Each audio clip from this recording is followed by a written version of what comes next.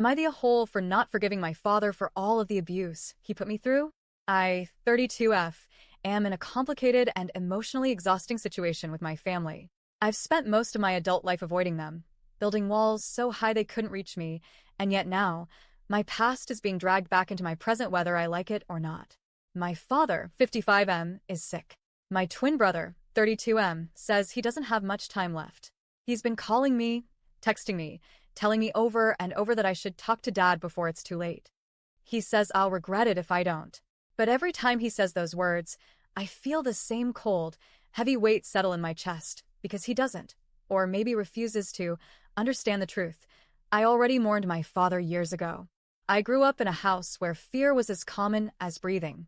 My father didn't just discipline, he controlled, dominated, and destroyed. He was a storm you could never predict. Sometimes he'd explode over the smallest thing, a cup left in the sink, a sigh he didn't like, a door that didn't shut quietly enough. Other times he'd be fine for days, even weeks, lulling you into a false sense of safety before coming down twice as hard the next time. My mother, 59F, was the breadwinner, gone most of the day working.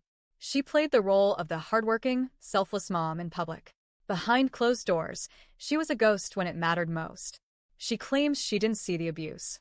I've always believed she saw plenty, she just didn't want to deal with it. The moment that never left me. I was 10 years old. My father was furious that I hadn't cleaned up after my older brother. My brother was perfectly capable, but my father had decided chores were my responsibility. I remember standing in the hallway, hands shaking, trying to explain. He didn't let me finish. His fists slammed into my arms, my back, my ribs. My ears rang from the force. I remember thinking if I cry, he'll hit harder. Then my mother's voice came from the other room. Stop, don't hit her like that. That's what she hasn't asked for. She didn't rush in. She didn't pull him off me. She didn't check if I was hurt. She just gave him directions, like she was commenting on a chore being done wrong. That sentence has been carved into me for 22 years. It was the moment I realized no one was coming to save me. Other memories followed me, too. When I was 8, I spilled a glass of milk on the counter. My father didn't hand me a cloth. He told me to lick it up. I had to press my tongue against the sticky surface while he stood over me and laughed. My mother walked past the doorway and kept going. When I was 12, I dropped a plate while washing dishes. My father's grip on my arm left deep red marks that lasted for hours. He dragged me into the dining room and made me kneel on the shards while he told me how clumsy and useless I was. Tiny cuts formed on my knees. I still have faint scars. My mother came in to set the table for dinner and didn't say a word. When I was 14, I got blamed for something my twin brother actually did, breaking a lamp. When I protested, my father locked me in my room for 2 weeks. The only time the door opened was for him to shove in a plate of food. If I needed the bathroom, I had to knock and beg. My mother told me to stop provoking him. When I was 15, I was woken up in the middle of the night because my father decided my room was too messy. He yanked me out of bed by my hair, dragged me to the living room, and forced me to stand there while he listed everything wrong with me. My looks, my grades, my attitude. My mother sat on the couch watching TV, saying nothing.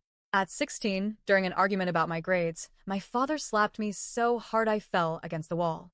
He told me I was lucky he hadn't hit me harder. My mother, sitting in the kitchen, kept eating her dinner. By that age, I had stopped crying when he hit me. I stopped pleading. I stopped looking at my mother for help. I had already learned that the safest way to survive was to stay silent, small, and invisible. Leaving. The day I turned 18, I left. Not just my house, but my entire side of the country. I went as far as I could afford to go, carrying nothing but a suitcase and the determination never to be within arm's reach of him again. For the last 15 years, I've built a life from nothing. I've been in therapy.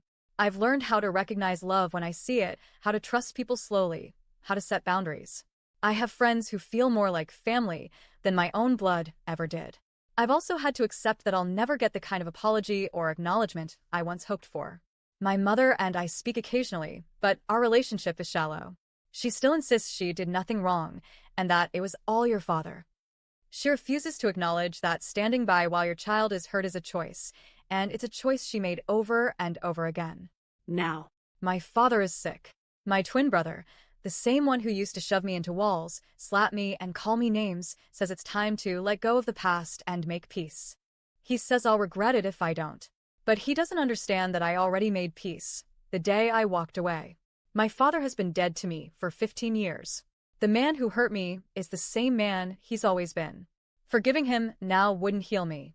It would betray the little girl who sat on shards of glass, the teenager who slept with her bedroom door blocked by furniture, the young woman who had to rebuild herself from the ground up because her parents broke her. I've already decided I won't be at his funeral. My absence will be my statement. My brother can call me cold, bitter, ungrateful. I call it survival. So, am I the a-hole for refusing to forgive my father? For refusing to reach out now? Or is this the first time in my life I'm protecting myself the way no one else ever did?